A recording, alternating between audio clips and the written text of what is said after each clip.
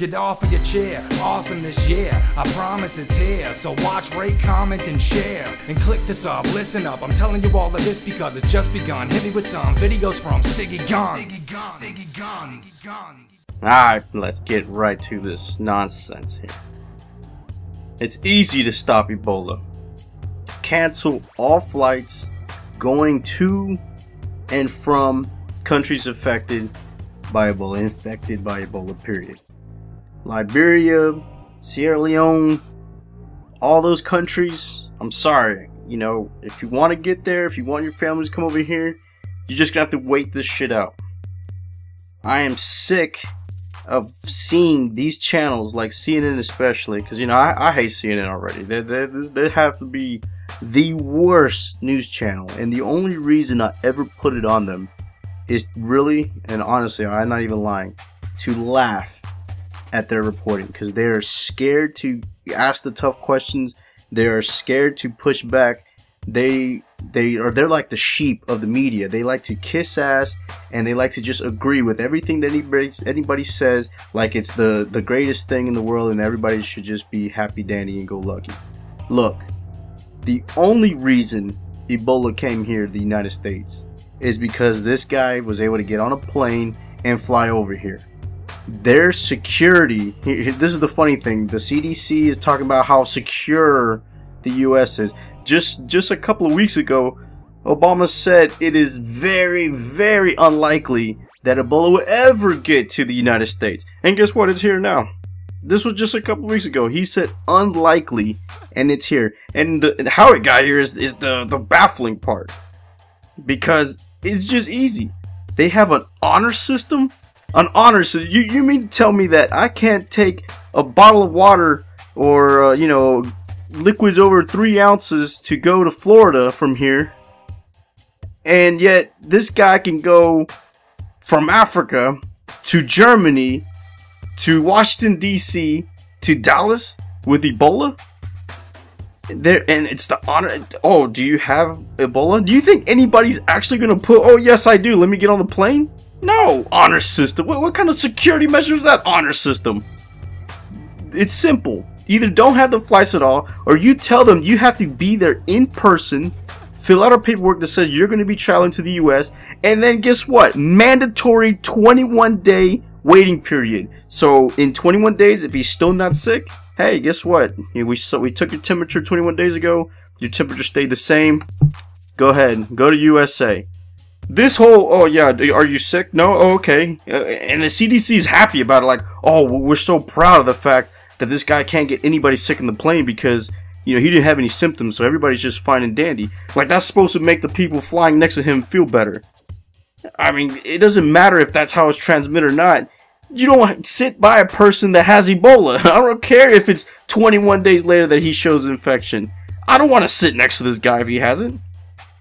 There's always an unknown. Viruses change constantly. So how in the world could this guy be so, you know, the CDC guy be so confident that he even said it's not even worth looking at the flight schedule? It's not even worth looking? I mean, that's how you prepare? By not even worth looking and checking up on these people? We don't know if this guy is telling the truth about his symptoms. If it takes 21 days, he came here around, what, like the 19th? The 20th of September? It hasn't been 21 days yet, and he's already fucked up with Ebola. So, how long did he have it? Are they saying that since it's only been like 15, 12, 13 days, whatever it was, so, you know, when he got announced, that for the 7 days, you know, that it was in exile, that, you know, oh, there's no problem at all, there's no question, but yet you're telling everybody it takes 21 days, and yet it hasn't been 21 days yet when he was showing all his symptoms. He could have been sick. Maybe he wasn't at the threshold, whatever that threshold is, where they're screening about putting this little gun to their head, the little temperature gun. Maybe he was at the border and they just said, oh, you know what, you passed, so go through. How the hell do you think that is safe? That's the, so, oh my, I can't believe that's the secure measure. And then the White House had the nerve today to say that banning flights is counterproductive. Counter fucking productive.